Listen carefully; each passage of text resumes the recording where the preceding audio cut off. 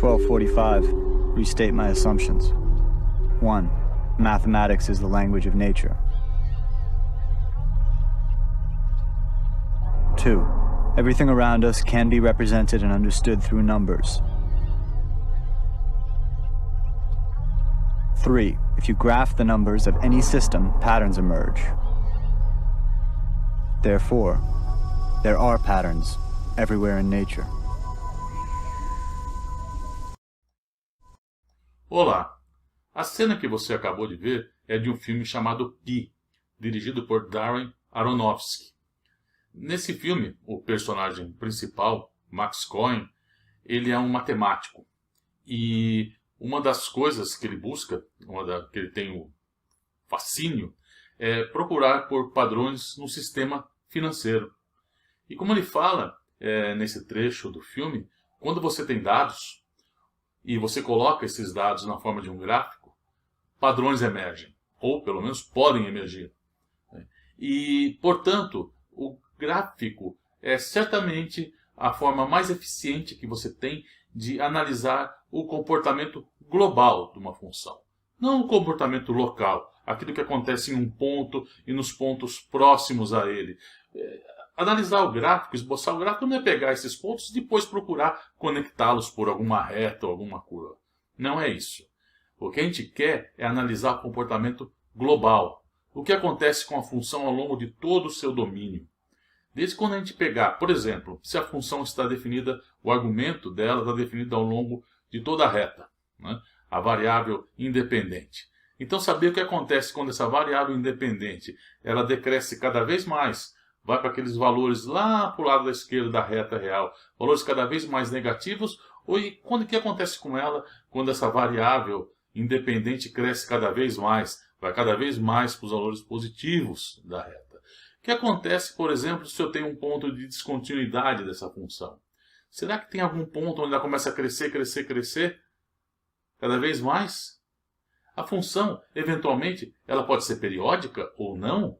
Isso é uma coisa que você consegue ver, não analisando uma pequena região, mas analisando o que acontece ao longo de todo o domínio da função. Por isso, gráficos são coisas muito importantes. Tá? Esse será o tema dessa aula. Tá? Essa aula é analisar gráficos. Nós iremos ver ainda, ao longo do semestre, com o conceito de derivada, como fazer para esboçar o gráfico. Derivada é um conceito muito útil para isso. Tá? Mas mesmo assim, nós vamos querer, mesmo ainda sem saber ainda o que é isso, nós vamos tentar olhar um pouco para o gráfico de funções a partir do conhecimento que a gente já tem do ensino médio.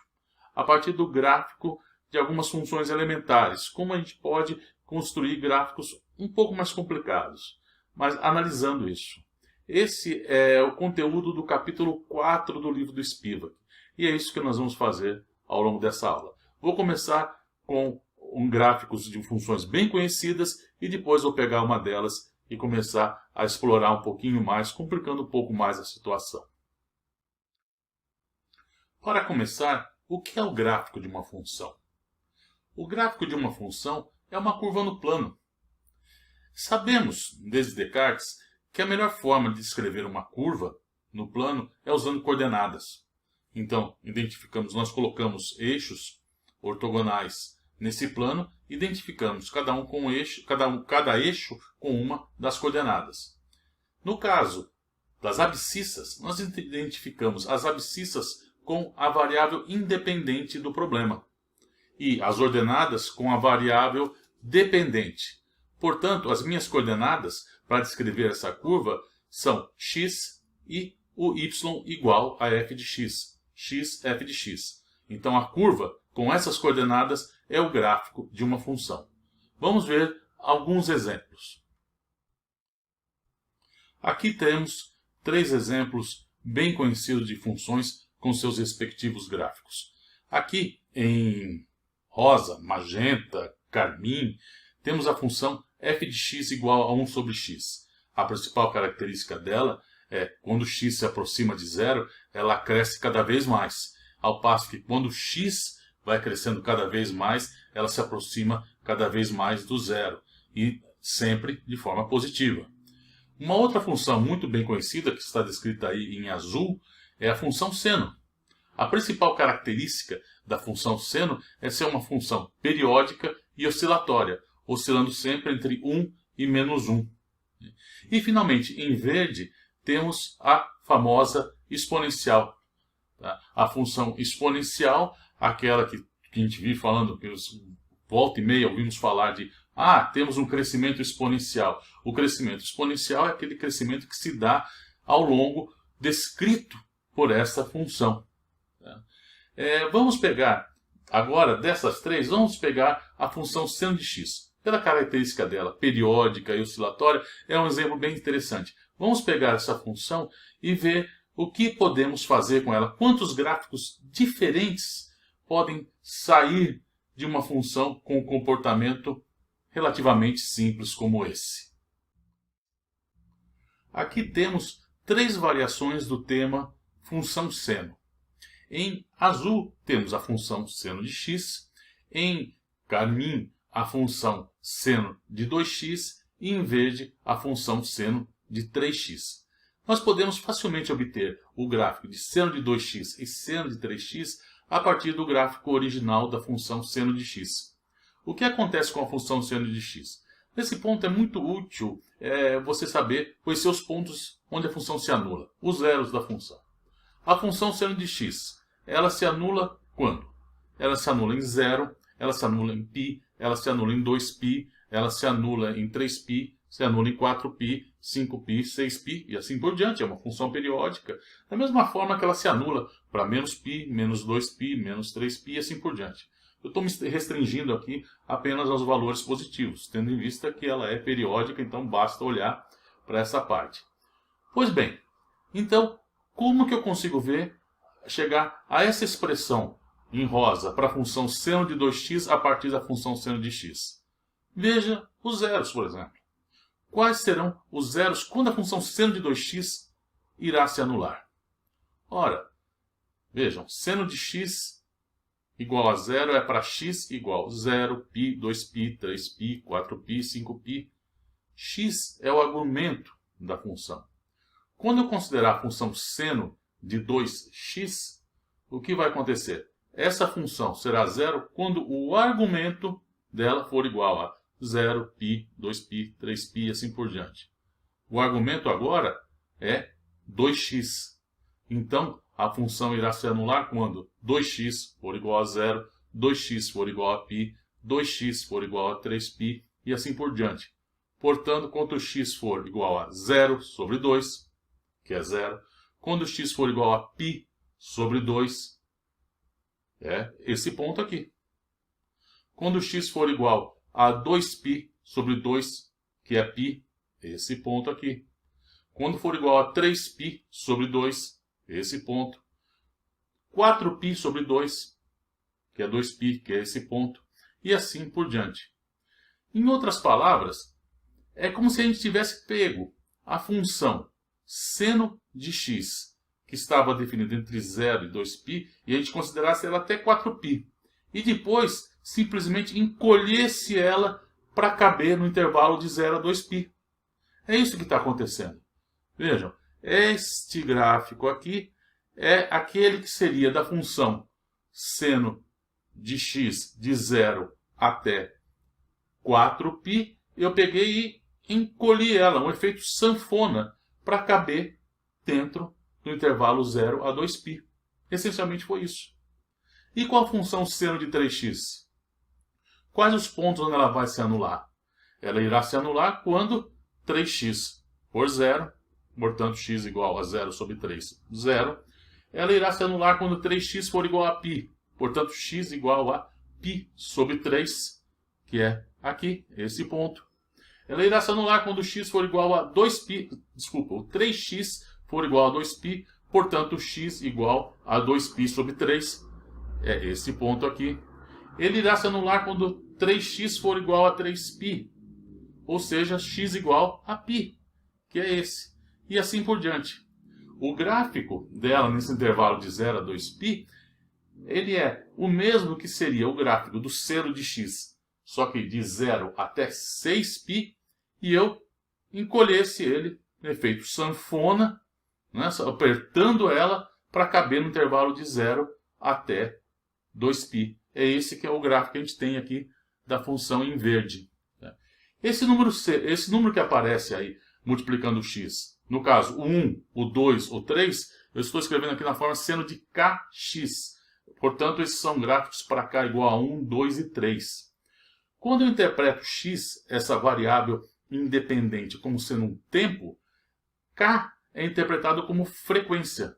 Portanto, quanto maior a frequência, veja, eu estou comparando todos no mesmo intervalo, de 0 a 2π. Quanto maior a frequência, maior as oscilações, eu vou ter mais oscilações dentro do mesmo intervalo. Tá? Essa é a interpretação, no caso, para que o x é tempo. Né? E o k, então, a gente entende como frequência. Nesse caso, k está sendo o mesmo ao longo da toda a reta, ao longo de todo o domínio da função. Vamos agora passar para um outro caso. Aqui temos novamente 3 gráficos. O primeiro, em azul, é o seno de x, que a gente estava analisando no caso passado, continua aí para efeitos de comparação.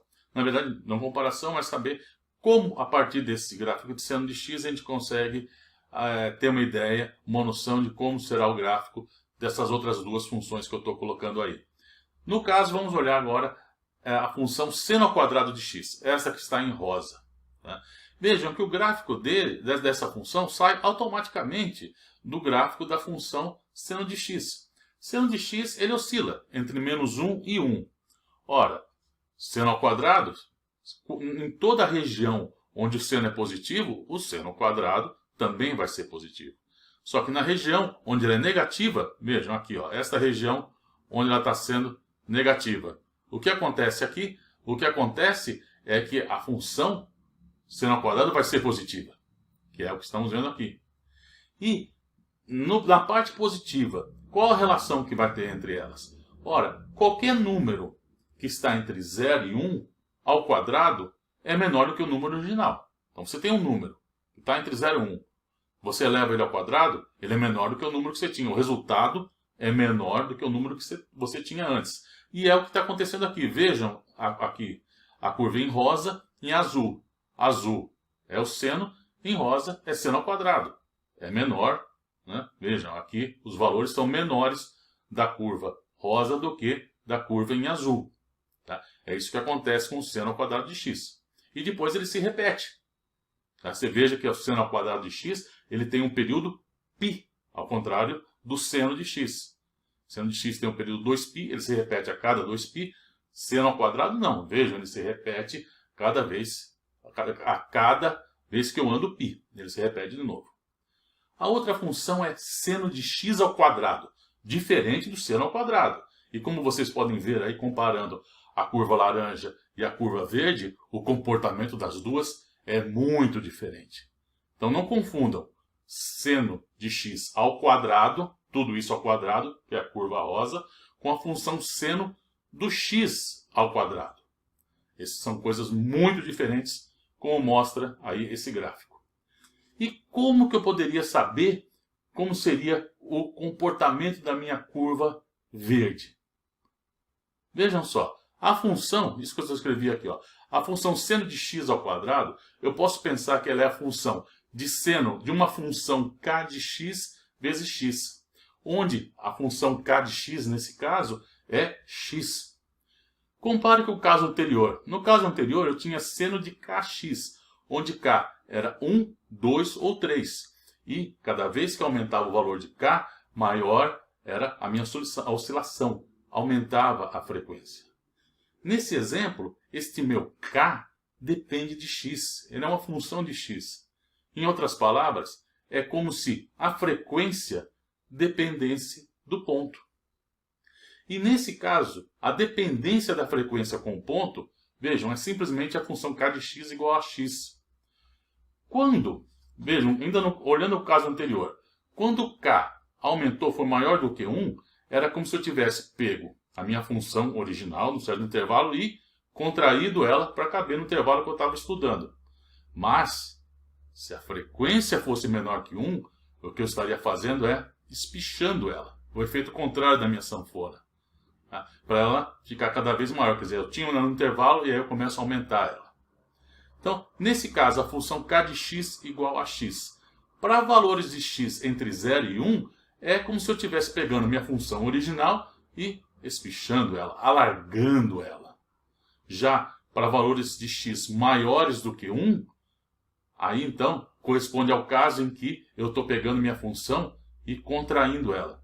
Mas contraindo de uma forma muito particular. Eu estou aumentando minha contração cada vez mais. À medida que eu aumento o x, eu aumento a contração. E é o que está acontecendo no gráfico dessa função. Vejam, até para valores menores do que 1, a função que está aqui embaixo, a função em verde, veja que o gráfico em verde, ele está abaixo do azul. Por quê? Porque ele tem que crescer menos, porque eu estou espichando o meu gráfico da minha função. Então, e tanto que chega aqui em 1, no valor x igual a 1, os dois coincidem. Mas depois disso, não. Depois eu começo a contrair. E cada vez que eu aumento o x, essa contração aumenta. E é o que está acontecendo. Veja que as oscilações estão ficando cada vez mais próximas uma da outra. Tá? Isso que acontece e por isso o gráfico é dessa forma. Vejam, não preciso fazer nenhuma calculadora, nenhum programa para ter uma ideia de como é o gráfico. Basta a gente saber o que a função representa, quais são os parâmetros nela envolvidos. Com isso eu consigo ter uma ideia do gráfico da função. Vamos ver um outro exemplo. Aqui temos, novamente, a função seno de x e agora, em rosa, a função seno de 1 sobre x. Como que eu posso adivinhar, ter uma noção da forma do gráfico dela? Vamos fazer a mesma coisa que a gente fez para chegar na ideia, na concepção de como seria o gráfico da função seno de x ao quadrado. Vejam, aqui eu escrevi a função f de x igual a 1 sobre x. Só que 1 sobre x, vejam, eu posso escrevê-lo na forma k de x vezes x, onde agora a função k de x é 1 sobre x quadrado. K de x é 1 sobre x quadrado. Ora, o que acontece então? No caso anterior, tinha um ponto onde mudava as coisas, que era o k para x igual a 1. Se era k de x igual a x, para x igual a 1, a gente via que para valores menores que 1, era como se eu espichasse minha função, e para x maior do que 1, é como se eu contraísse ela. Efeitos contrários da sanfona. Mas agora, a minha função k é 1 sobre x quadrado. O que acontece? Para valores de x maior do que 1, é como se a minha frequência k, quer dizer, é como não, o k diminui, ele é menor do que 1. Eu aumento o x, mas k de x diminui. Então, para x positivo, agora o que acontece? É como se eu estivesse espichando minha função. Para cada ponto, cada vez mais eu vou espichando, vou largando ela. Porém, quando x diminui, agora é o contrário. Cada vez mais o meu k de x aumenta. Eu vou diminuindo o x, o k de x vai aumentando. Eu vou diminuindo, o k de x vai aumentando. E é o que a gente está começando a ver aqui. Vejam, o valor 1, onde os dois são iguais, e aí eu começo a diminuir os valores, o k vai cada vez aumentando. O que significa que a oscilação está cada vez mais próxima. A sanfona, eu estou apertando cada vez mais ela. E aí chega uma hora que não é nem possível aqui ver direito o que está acontecendo. Porque tem um limite aqui, uma finitude, né? A largura da minha linha, e uma está junto com a outra. Parece uma coisa contínua. Na verdade não é. É uma oscilação que é cada vez mais rápida. É isso que está acontecendo com essa função seno de 1 sobre x.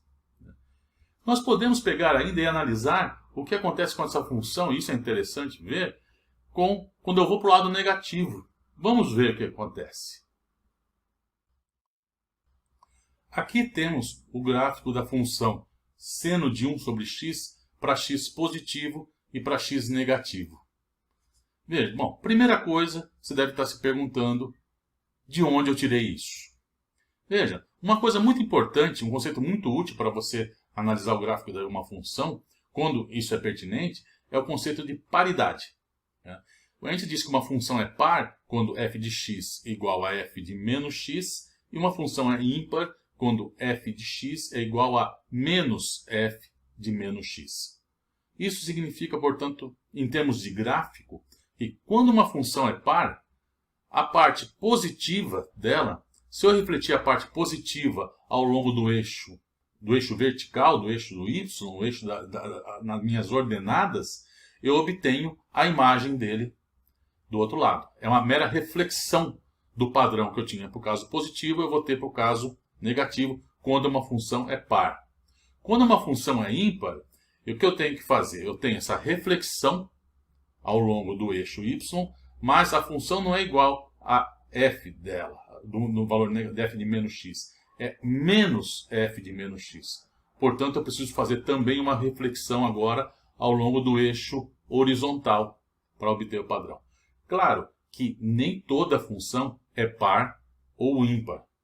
A maioria das funções não são nem pares nem ímpares, embora você possa decompô-las em uma parte par e uma parte ímpar, mas ela não é, a maioria delas não é nem par nem ímpar. Mas quando são, isso é muito útil, explorar essa ideia para esboçar o gráfico. No caso específico, nós sabemos que seno de x é ímpar, porque seno de menos x é igual a menos seno de x. Ora, o fato de eu ter seno de 1 sobre x não muda isso, porque o seno de 1 sobre menos x, esse menos vai sair de fora do seno do mesmo jeito. Então o resultado será seno de 1 sobre menos x é menos seno de 1 sobre x. Ou seja, é uma função ímpar. E como que eu obtenho o gráfico de uma função ímpar? Lembrando, fazemos primeiro uma reflexão ao longo do eixo vertical. Então, pegamos esse padrão todo aqui, refletimos aqui e depois pegamos o resultado e refletimos novamente agora ao longo do eixo horizontal, obtendo esse padrão aqui. Veja que em torno do x igual a zero, a gente não consegue ver basicamente nada, por causa da nossa limitação em relação à largura, tá, da curva. Tá? E você deve estar se perguntando claramente, e o que acontece no zero? E isso é uma pergunta altamente pertinente. Quando eu estou chegando no zero, o que acontece para uma função como essa, seno de 1 sobre x? Essa é uma pergunta que a resposta a gente vai dar quando chegar a estudar limites. Aí nós vamos responder essa questão. Por enquanto, vamos deixá-la em aberto. Vamos passar para o próximo caso. Agora temos a função x vezes seno de 1 sobre x. O gráfico do seno de 1 sobre x, a gente acabou de ver. E o gráfico do x seno de x, na parte positiva, é esse aí. De onde eu tirei isso? De onde eu poderia concluir isso? Veja, a função seno, só ela, seno, ela está sempre limitada, os valores dela, entre menos 1 e 1. Não importa se eu tenho seno de x, seno de 2x, seno de 3x, a gente viu nos gráficos anteriores, que ela não importa. O resultado está sempre entre menos 1 e 1. Ou seja, é como se eu tivesse pego a função constante igual a 1, peguei depois, refleti ela, menos 1, e todo mundo ficou dentro dessas duas retas.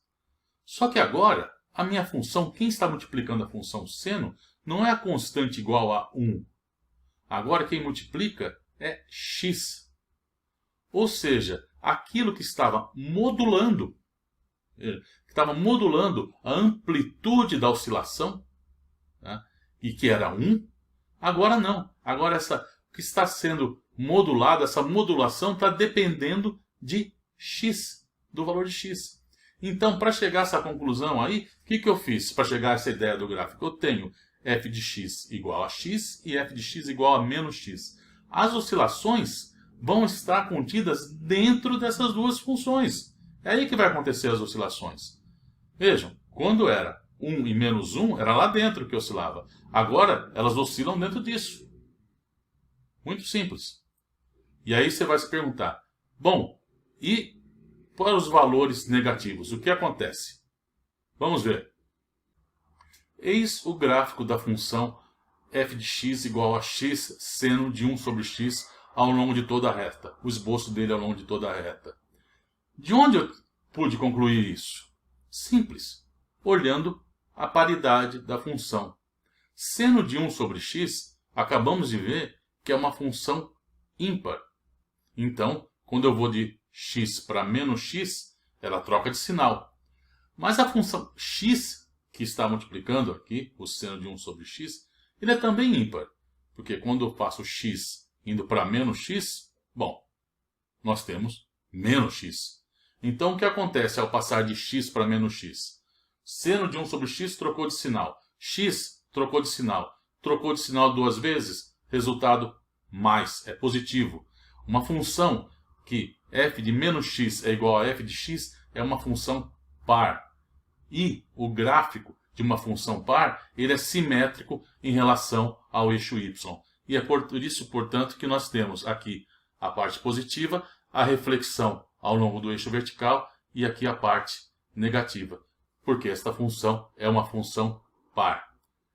E você também pode estar se perguntando, como no caso anterior, o que está acontecendo aqui em torno de quando x está se aproximando de zero.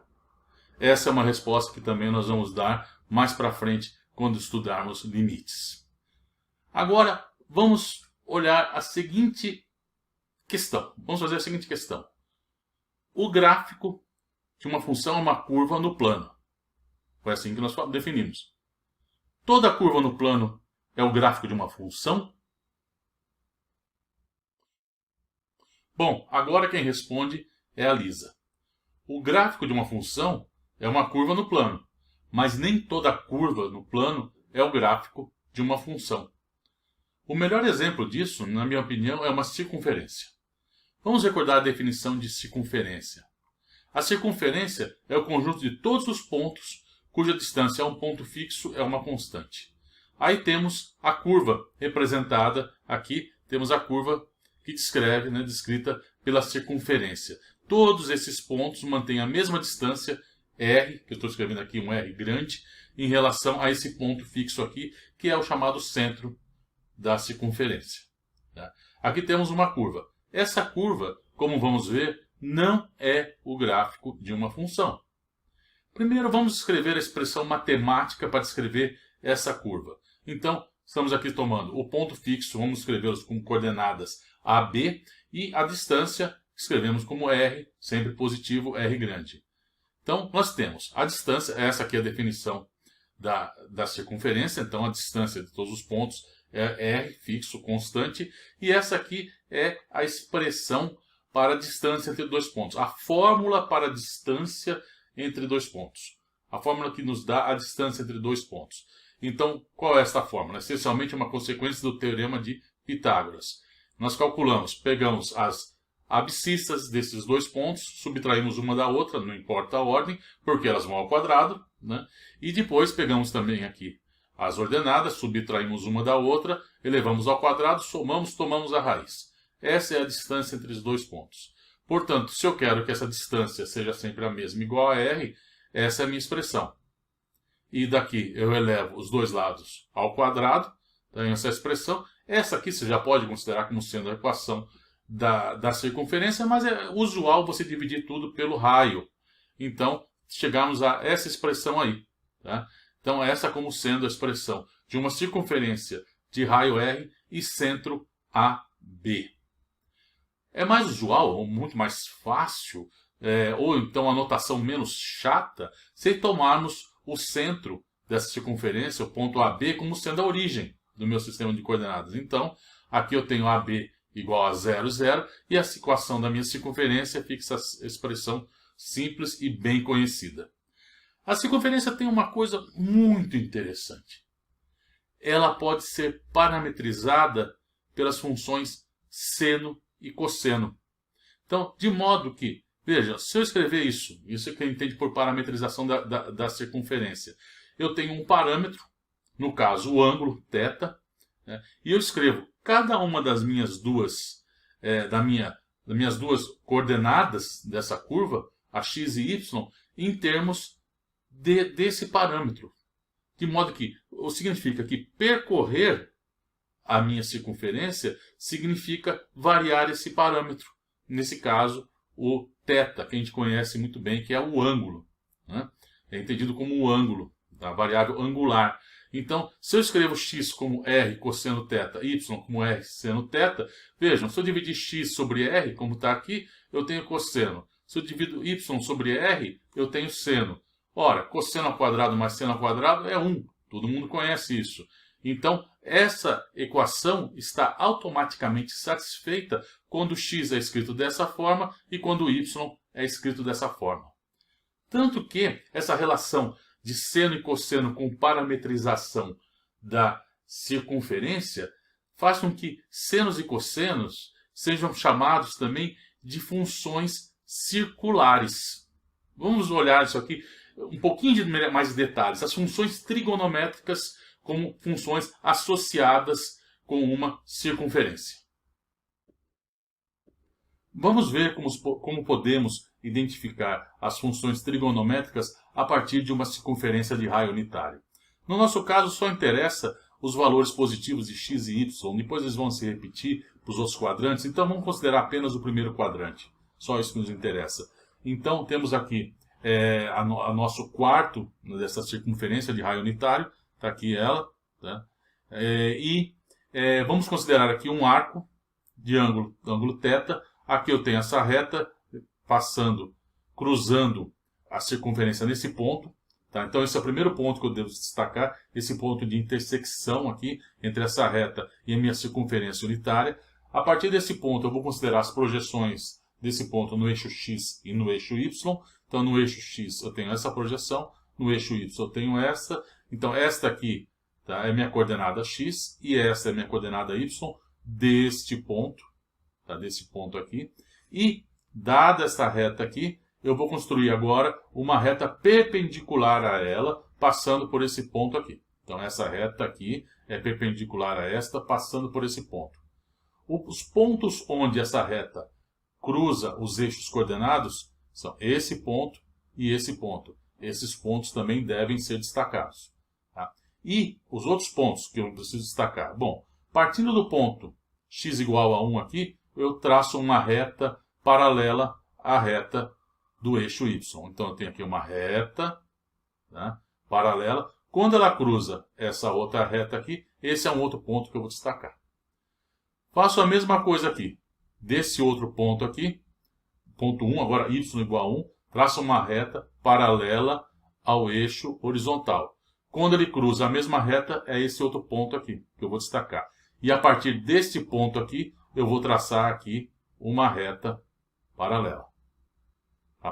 Desculpe, ao eixo vertical. Então, eu tenho os pontos de destaque. Este e este.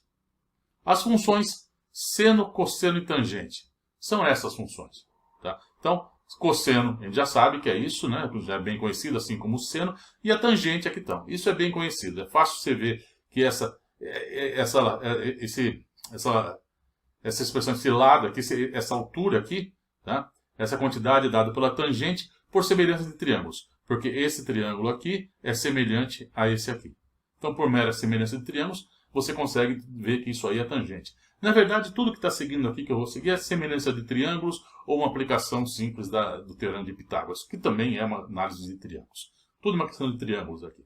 Tá? Então, essas são as funções seno, cosseno e tangentes. Como que elas estão associadas a essa circunferência unitária aí. E as funções secante, cossecante e cotangente, tá, são dadas por essas expressões aqui. Ó.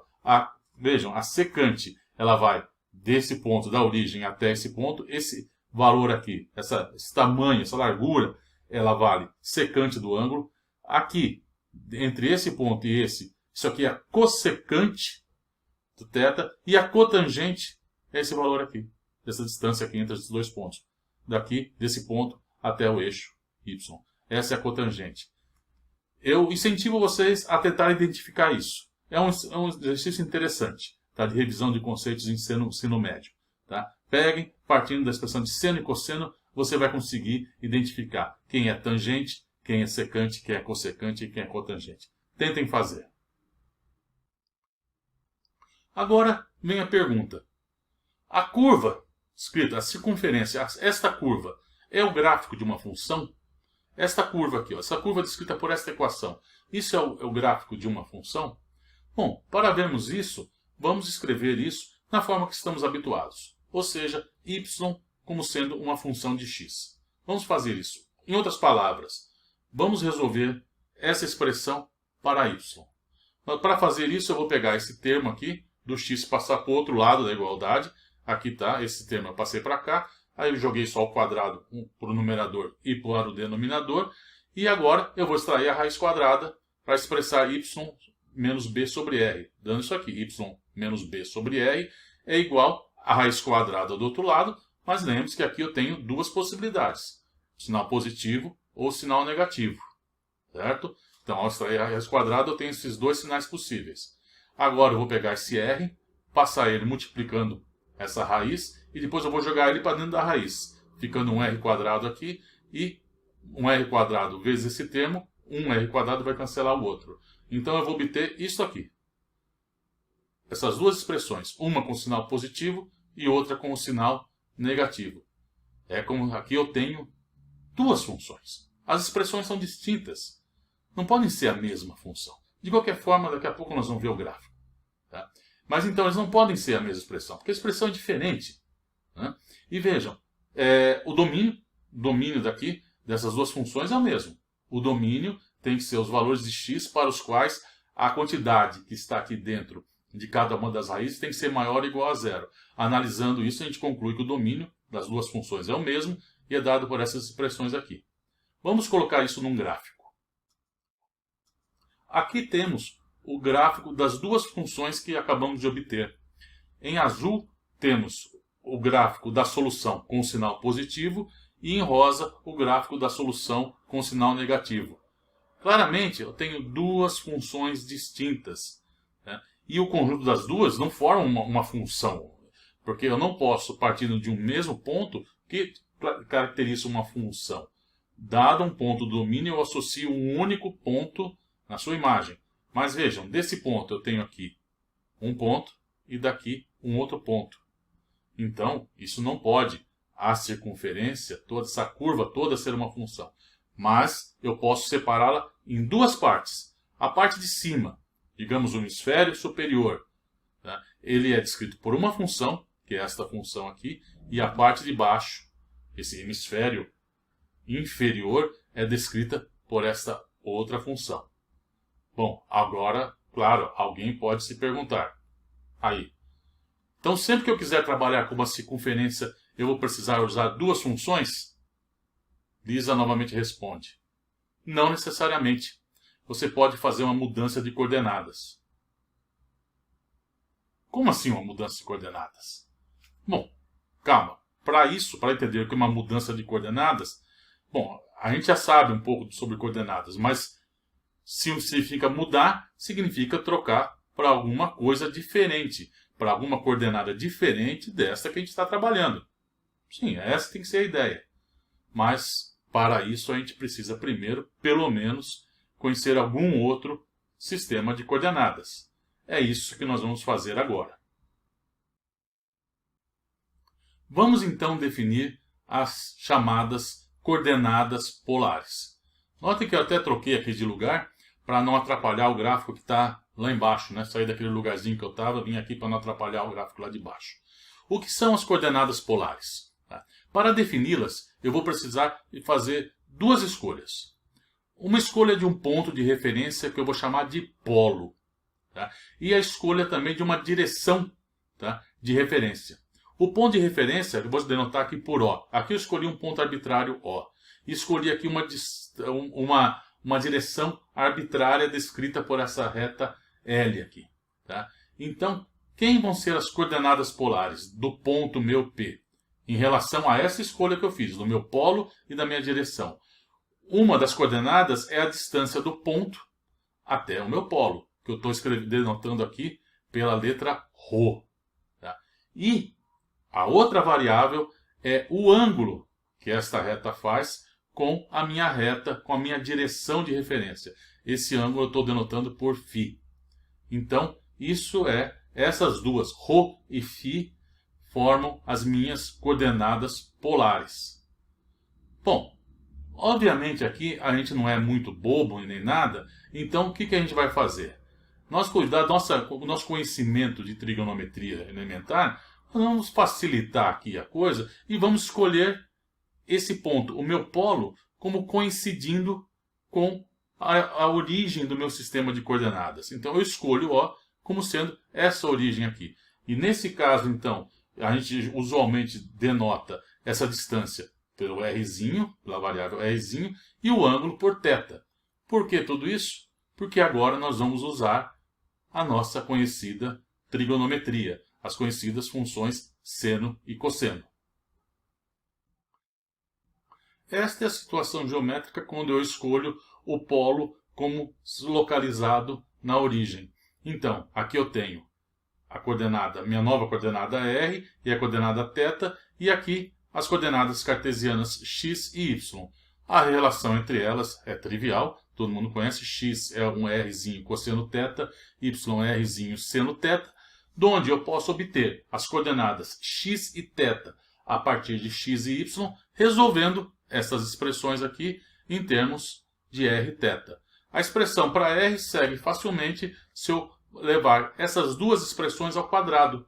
Porque aqui eu vou ter x² igual a r² cosseno quadrado. Aqui y² é um r² seno ao quadrado. Quando eu somo as duas, eu vou ter um cosseno ao quadrado mais um seno ao quadrado, que dá 1. E depois, então, resolvendo para r, eu vou obter que r é a raiz de x² mais y². Eu estou deixando aqui a minha solução com a raiz positiva, porque r é estamos interpretando r aqui como uma distância. E dividindo y por x, calculando y dividido por x, eu vou ter essa expressão dividida por essa, vai cancelar o r, vai ficar seno sobre cosseno, que é a tangente. E depois, então, tomando a função inversa, eu tenho que a tangente é o arco, desculpe, a tangente não, θ, né? Θ é o arco tangente de y sobre x. Então, é essa expressão para definir r e θ a partir de um ponto com coordenadas x e y. Tá? Mas é preciso aqui tomar um pouco de cuidado. Aqui a gente tem uma situação um pouquinho delicada. Tem detalhes aqui, detalhes escorregadios. Aí que está o cuidado que a gente tem que ter. Vejam, seno e cosseno são funções que têm um período 2π. Porém, tangente não. A função tangente tem um período igual a π. Vejam, esse é o gráfico, tá, da função tangente. Aí está um esboço do gráfico da função tangente. Tá? Como vocês podem ver, é uma função que tem período, ela se repete, né, a distância π. Então, de menos π sobre 2 até π sobre 2, depois de π sobre 2 até 3π sobre 2 e assim por diante. A periodicidade dessa função é π. Só que, para ter uma função inversa, lembre, uma função inversa, para ter a função inversa, ela tem que ser unívoca. E para ela ser unívoca, ela tem que ter uma reta, né? Uma reta horizontal não pode cruzar minha curva em mais de um ponto. Ora, qualquer reta que eu tomar aqui, horizontal, cruza o gráfico dessa função em infinitos pontos. Então, se eu quero definir quem é a minha variável θ, e para isso eu vou precisar da função inversa da tangente, eu vou precisar da função arco tangente, eu vou ter que restringir a minha contagem, os meus ângulos, a contagem do meu ângulo aqui. Tá? Eu vou ter que pegar aqui uma parte só da função tangente. Tá? Se eu pegar essa parte dela, definida, a função tangente, entre menos π sobre 2 e π sobre 2, me restringo a esse intervalo. Para a função tangente restrita a esse intervalo, tá? Lembre-se, a definição de uma função não é só a regrinha para calcular a função. Também leva em conta o domínio. Então, ao definir um novo domínio, ou melhor, restringir o meu domínio ao intervalo de menos π sobre 2 a π sobre 2, eu estou definindo uma nova função. Não é a função tangente para todo x. Não, é uma função tangente nesse intervalo. E esta sim tem inversa. E o gráfico da função inversa é esse aqui que está aí ilustrado. Tá? Bom, o que acontece, tá, agora? Veja, nesse caso, eu preciso ter todos os pontos de 0 até 2π. Mas aqui, ao usar a função inversa, arco tangente, eu tenho os pontos entre menos π sobre 2 a π sobre 2. Então, o que a gente tem que fazer? Existem algumas soluções para isso. No caso, por exemplo, isso é comum fazer em ciência da computação, por exemplo. Ou geral, em programação, onde você envolve algo computacional. Você tem uma função, não só a função arco tangente, no caso aqui seria arco tangente de y sobre x, tá? Mas tem uma função que se chama atan2 de yx, uma função de dois argumentos, tá? Que quando os valores de x são positivos, é essa própria aí, porque aí o ângulo está entre π sobre 2 e menos π sobre 2. Porém, quando x é negativo, eu tenho que ver se y é positivo ou se é negativo. Em outras palavras, se eu estou no segundo quadrante ou no terceiro quadrante. E aí eu tenho que corrigir a minha expressão somando, levando em conta o valor de π. Quer dizer, se eu estou no terceiro quadrante, eu vou ter que fazer π menos esse arco tangente. E se eu tiver no terceiro, essa expressão obtida pelo arco tangente menos π. Eu tenho que levar isso em consideração. Tá? Então, se eu tiver valores de x negativos, eu tenho que levar isso, fazer essa certa correção. Então, isso é o que se faz usualmente. Por quê? Porque muitas pessoas querem manter a coordenada r como sendo sempre positivo. Tá? Essa é uma convenção relativamente muito usada. Porém, para resolver esse problema, uma outra possibilidade, e que o livro do Spivak faz, é considerar que r pode ter dois valores, mais ou menos. Né? Considerar as duas soluções possíveis de r ao quadrado igual a x2 mais y2. No caso, a coordenada positiva é aquela que eu interpreto como sendo a distância do ponto xy à origem. Aí, essa coordenada com valor negativo, essa não tem a mesma interpretação.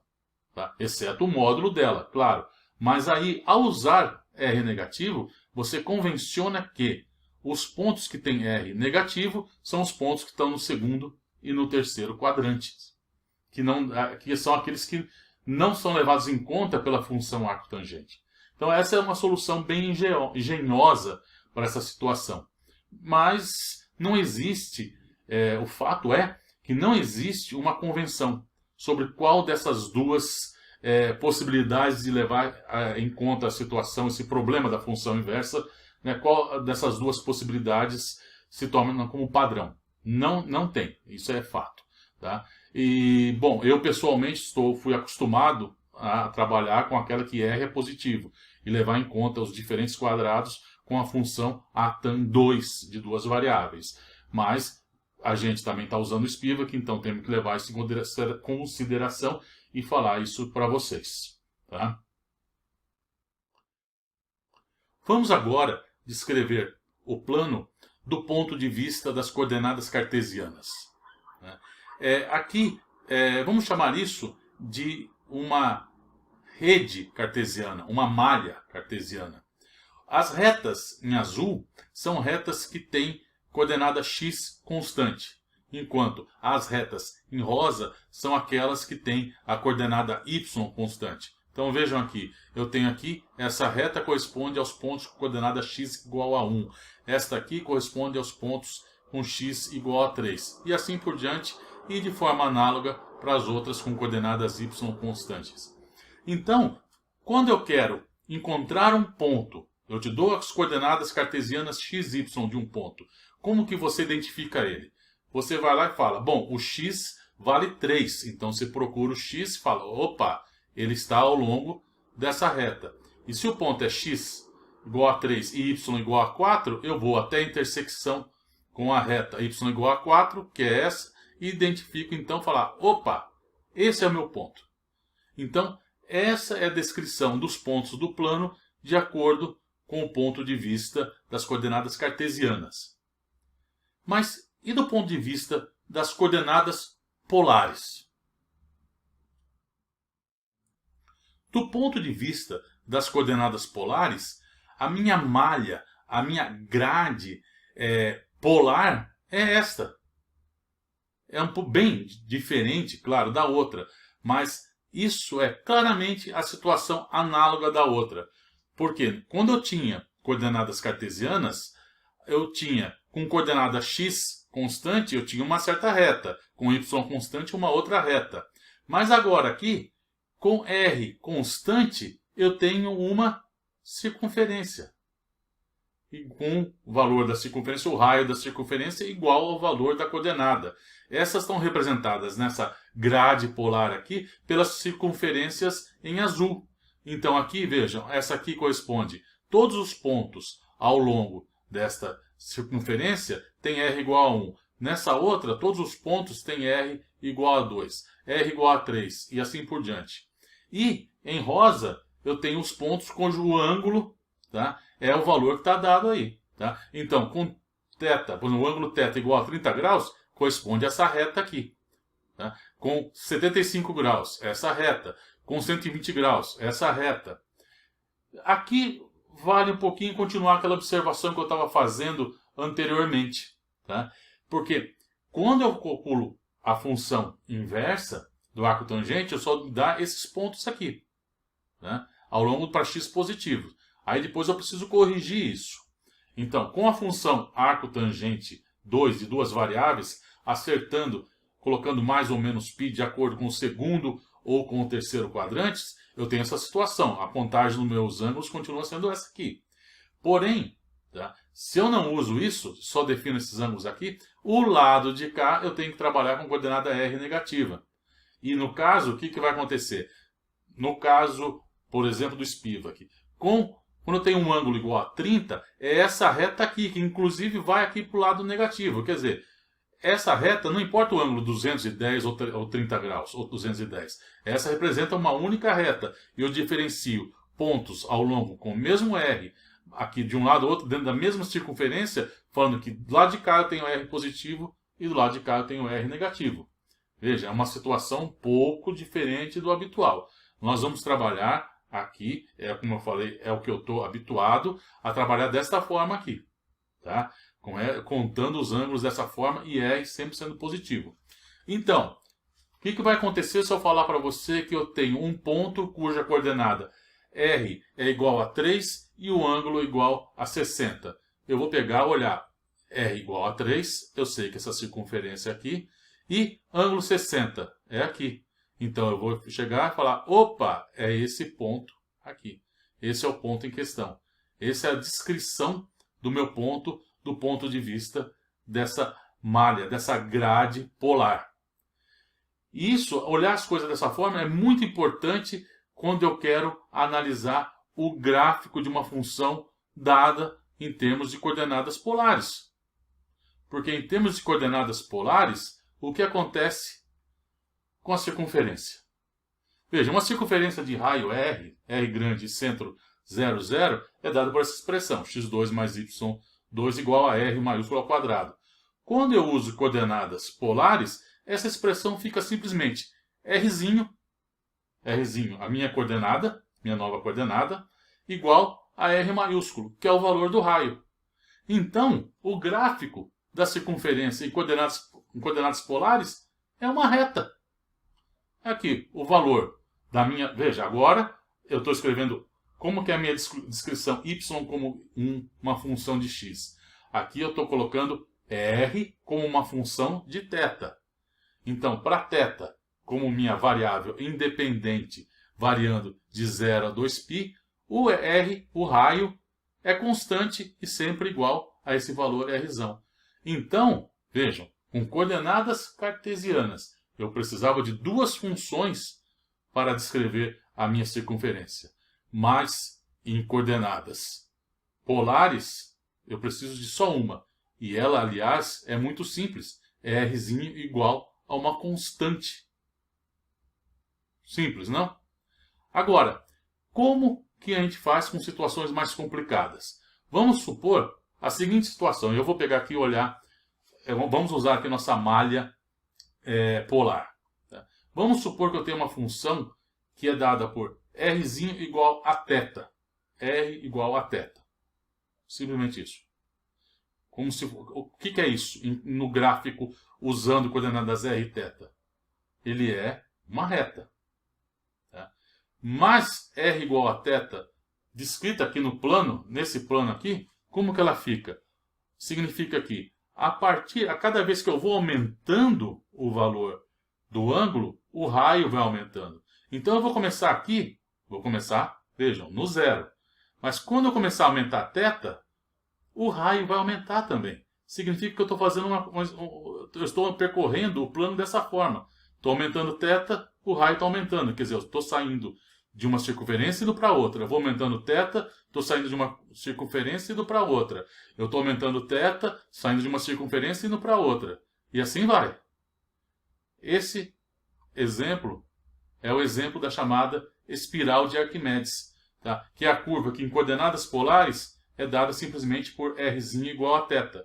Então, quando eu faço o gráfico de r em termos de θ, vejam, é uma reta, muito simples também. Mas, quando eu tenho a curva no plano com coordenadas y e x, ela é essa expressão aqui, veja, é isso aqui, esta curva aqui. Essa curva não é uma função no plano em y em função de x. Vejam, tome retas paralelas aqui ao eixo x. Ela cruza essa minha espiral em vários pontos. Então não pode ser, não tem uma função para descrever y como função de x. Mas quando eu passo para coordenadas polares, sim, eu tenho. E ela é incrivelmente simples. É uma reta. Bom, pessoal, é o seguinte. Eu acho que por hoje tá bom. Eu vou, na próxima aula, continuar esse assunto aqui, usando coordenadas polares.